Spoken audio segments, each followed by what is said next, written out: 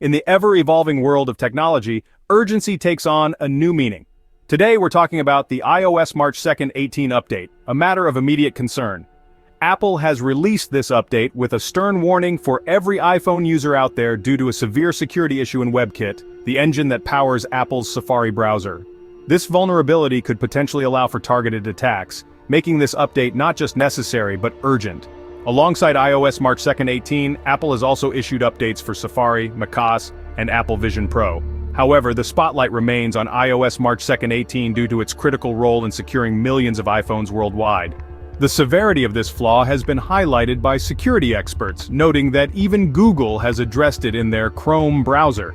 Interestingly though, the update brings with it a feature that has raised eyebrows. It auto-enables Apple Intelligence, a function that some users find intrusive. This has led to a fair share of frustration, with users seeking ways to disable this feature, a process that can be achieved through the settings on iPhone, iPad, and Mac devices.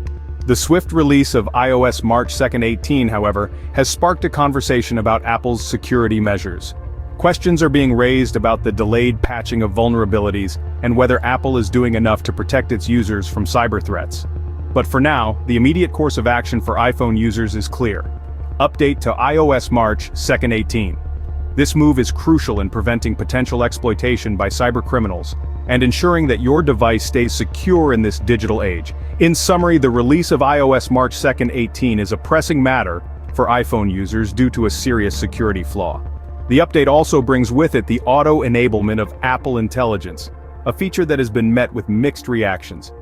Amidst all this, the broader conversation about Apple's security measures continues. Stay safe, stay updated. Thank you for watching, and remember to like and subscribe.